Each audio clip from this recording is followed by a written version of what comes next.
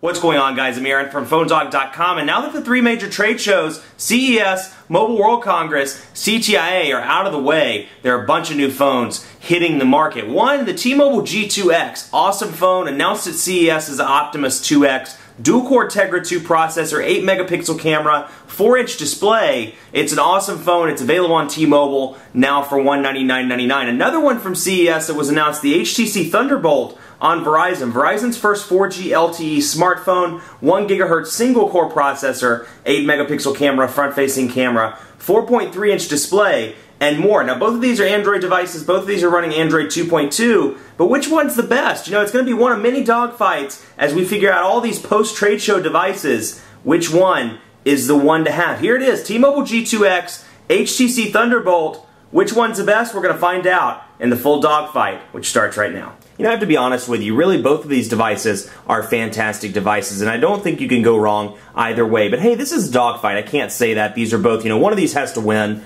and we'll have to pick a winner. But here they are, the LG Optimus 2X variant, the T-Mobile G2X, and the HTC ThunderBolt, both announced at CES. Like I said, the Optimus 2X is what the name was at CES, but then shown off at CTIA as the G2X, and then the HTC ThunderBolt. Like I said, both at CES, both awesome Android devices, and both, you know, devices, starting devices of a year of Android devices, if you will. So let's start with the G2X. 1 GHz NVIDIA Tegra 2 processor, 4-inch display, WVGA display, 8-megapixel camera on the back. You have your 3.5mm headphone jack, HDMI port, and then your power button up top. Volume rocker on the side, nothing on that side. And then, like I said, 8-megapixel camera on the back, front-facing camera, and more. Then you have the HTC ThunderBolt 1 GHz Snapdragon processor. It's a single-core Snapdragon, 8-megapixel camera on the back, as you can see. Kickstand back there with Verizon's 4G LTE logo, big speaker behind the kickstand, micro USB charging port, headphone jack, power button, and volume rocker on this one as well. So in terms of construction, this one is a little bit different. It's a little bit more of a bulky device. It's a 4.3-inch display, so the display is a little bit bigger, but you know, this is kind of that comparison if you remember back to the Evo and the Droid X days. Same comparison applies here. The Evo, much like the Evo, the Thunderbolt, very kind of bulky and feels kind of fat in the hand. It's a more of a shorter, stubbier device, so you can feel, you know, it takes up a large part of your hand. This is more of a tall, narrow device, so it takes up less space in your hand, but extends out a little bit further. So it kind of has a Droid X feel to it, even with this little hump back here with the camera. So if you're looking, you know, from a size perspective or from, you know, the way it feels in your hand, to give you some comparison, this one feels a lot like a Droid X. This feels almost identical to an Evo because size-wise, it's exactly the same. Now, both of these are running Android 2.2. This is running a stock build, which was one thing I actually didn't like about the Optimus 2X. The European version is running LG's custom user interface, and I didn't care for it. But this is running, T-Mobile's done a great job with the G2, you know, it was the Desire Z in the UK, and it was running HTC Sense. They brought all these over to the States on T-Mobile with stock builds of Android. So it's running stock Froyo, and there was a report this weekend on T-Mobile's Twitter page that it's getting gingerbread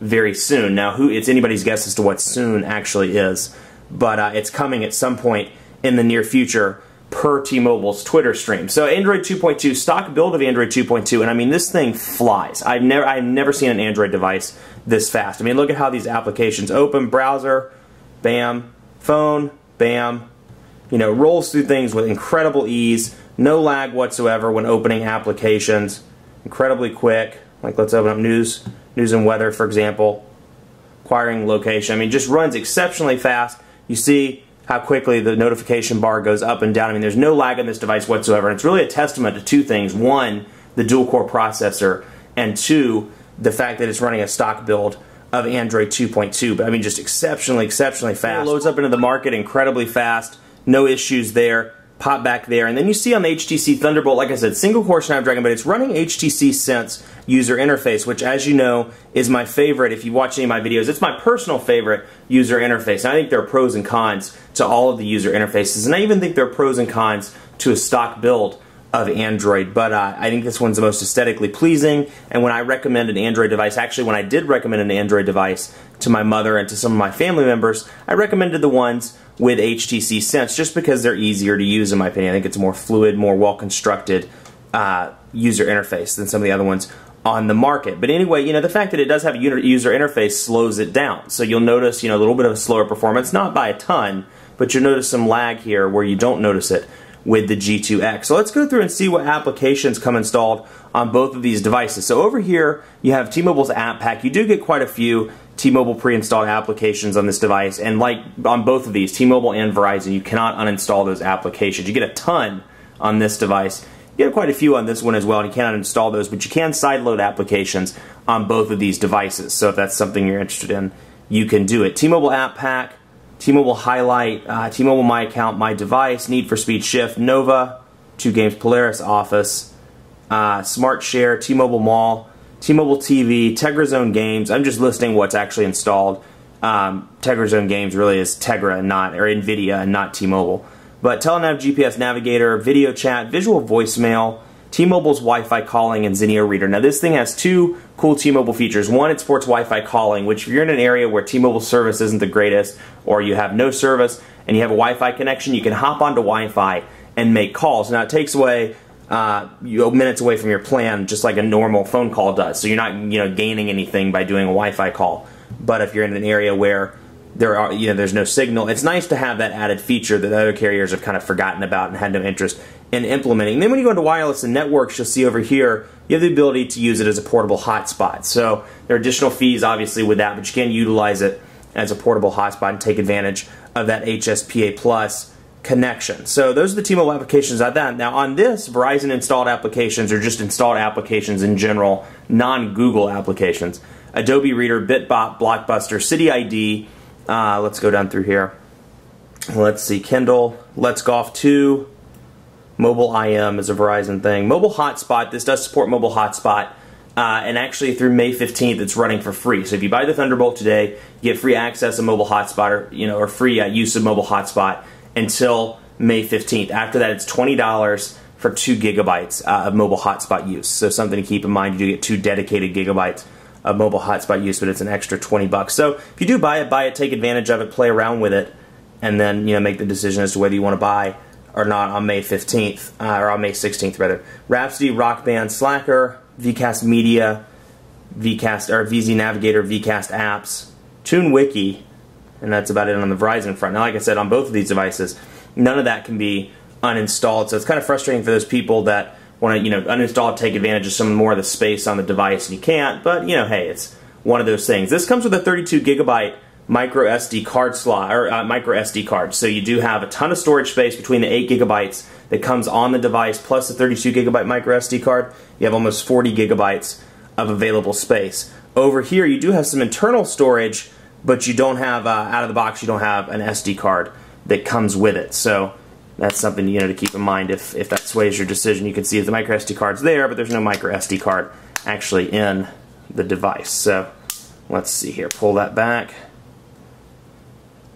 and bring it back over here. So let's talk a little bit about the differences between the operating systems. Both are running Android 2.2, but this one's running a stock build of Android. This one's running HTC Sense user interface, which there are some differences. You'll notice that over here you have 5 different home screens on stock Android, which you can access by pressing and holding those little dots in the bottom corner, and you can bring up all 5 and go directly from one to the other without having to scroll. So pretty self-explanatory, pretty easy to do that. But then again, you're pretty limited. No pinching, no cool features, no spinny things, nothing awesome like that. Whereas on HTC Sense, you do get some cool, aesthetically pleasing things that you can do to the operating system. Now you get 7 home screens over here. Notice the difference between the app drawers down here. This is HTC's app drawer and little dock, and then you have the dock down here. This is Android 2.2, the actual stock looking dock. Now thanks to HTC Sense 2.0, which is the 2.0 version obviously of Sense that comes pre-installed on this device, you do get the ability to change around the dock a little bit. On older versions, like what the Evo comes on, and some of those you didn't get that ability, but you do here. So you'll notice that if you watched any of my videos on the Evo or the some of the older HTC devices, when you click, it brings up something very similar to this. But now when you click, it brings up a whole personalization screen where you can change the scene, the wallpaper, the skin, add widgets, and I'll go into the widgets in just a minute. I mean, HTC has some phenomenal widgets, but let's change the skin. I can click on that, I can scroll through, let's say metal skin, for example, and then you're going to see the color change up here in the notifications bar, go to kind of a silver from a black, you notice that the dock down here changes as well. So HTC's always been really good about personalization of your device, and they don't disappoint here either. So you can see that's changed, and that's unique. And then across the board through all the widgets kind of change as well. To you can see that it's metal now, kind of has this cutout right where the weather is. Try to say that 3 times fast. But you can see that the widgets and things like that change. Now let's go back to the widgets, and you can see browse all HTC widgets. Now one thing I like about HTC is they have their own widgets, and then they keep the Android widgets. Like for example, we go through here, you have the stock calendar widget, you have the stock calendar stock Android calendar widget on this one as well. But then you have an HTC version, and when you click on the HTC, oops, sorry about that. When you click on the HTC version, let me go back here. You can see you get 3 different options on your widgets, and they're very pretty widgets. They're very aesthetically pleasing. The curves are nice. They look great. Just look far better than anything I've seen on Moto Blur, TouchWiz, anything like that. So you can see calendar. Here's another calendar, and then here's a third one that's a little bit smaller. So we can click on, let's say this one for example. I happen to like the agenda, and it's not going to let me put it there because I need to drag it to another screen that has some available space. Let's get over here. Nope, not over there either. Yeah, there we go. We have some space right there. So you can see the agenda pops up. Apparently I'm busy for most of the week because I'm just that important. But you can see that's what the agenda looks like. And then they're dynamic widgets, so you can scroll up and down through those widgets and access your appointments, things like that. And this operates as syncs up with your Gmail. So if you have a Gmail-based account, you use your Gmail calendar, you can it'll sync up and go through your agenda widget. So a lot of different features on this device. You get widgets on this as well, obviously, but they're the stock Google widgets. They're really not that exciting. Like for example, I think I showed you calendar. There's calendar, not very exciting. Although BlackBerry World's coming up, so I have press registration. But you can see it's kind of a ho-hum widget. And somebody said that was my trademark phrase. So there you go, ho-hum widget, ho-hum. But you see much better, and actually there's the smaller calendar widget. Looks much better on the HTC ThunderBolt and on HTC Sense. Where I really have to give it to the G2X, and I just can't talk about this enough. One thing I've always found kind of frustrating about Android versus another operating system like iOS or even to a lesser extent WebOS, the consistency. I mean, you can scroll up and down at some points and it's perfectly fine, then it stutters, then it's fine again. I mean, just exceptionally fast, no lag whatsoever on this device. I've been so pleased. And like I said, part of that is the stock build of Android. The other part of that is the 1 GHz Tegra 2 processor. But I mean, just incredibly. I mean, you see how fast those are loading up. Everything just moves exceptionally fast, back and forth through there. So you can see it's a little bit slower over here, not by much, but you can see that single core versus dual core processor. Now both of these are 4G devices running on Verizon's 4G LTE, this running on T-Mobile's HSPA Plus network. So you can see, let's go to Phone Dog, see how quickly they load there. Now one frustration I've had, with Verizon's 4G LTE, it's exceptionally fast, so I have to give them credit there. They've really done a good job when it comes to speed, but the problem is it's very inconsistent. It cuts in and out like nobody's business, and it's not across the board. When I use this as a mobile hotspot, when I tether this, you can see that's already loaded. When I tether this, when I use all their stuff, their 4G data cards, I use anything that involves connecting to 4G, it seems to cut out on me every 20 to 25 minutes to where I can't work, I can't upload a video. So I don't know if that's something that's just, kind of a problem with a newer network or what's going on, if that's just the growing pains of Verizon's 4G LTE, but it's extremely frustrating nonetheless. I mean, I have to knock them a little bit on 4G, and you'll see it on this device periodically, and it's a known issue as well, 4G will just disappear. The data speed, or the data will just disappear, and whatever you're doing, it'll stop until it comes back. So here it is on the G2X. Pinch to zoom seems to be pretty quick. It'll kind of lag there for a second, but other than that, pinch to zoom, very responsive, very quick. Little to no lag whatsoever. Go over here, scroll up, scroll down through there. Very fast. And then here as well. But you can see a little bit more lag on that one. Now, I do like what HTC does with the windows, where it gives kind of the visual appeal here. We'll open up another window, just let's say Google, just for example. And then we'll go back here to Windows. You can see Google. Then you can see where I was at on Phone Dog. I like the visual appeal of that as opposed to what it looks like here, where when Phone Dog loads back up, I'll show you. You can see Windows, and then it's kind of just this typical stock Android menu. So something to keep in mind. Those are minor things, but you know, in terms of the browser, the overall browser performance goes to the G2X. The browser aesthetic goes to the Thunderbolt. I think this is a common theme you're seeing here. You know, when it comes to aesthetics, it goes to the Thunderbolt almost every single time. So when it comes to practical performance, things like that, it goes to the G2X most of the time.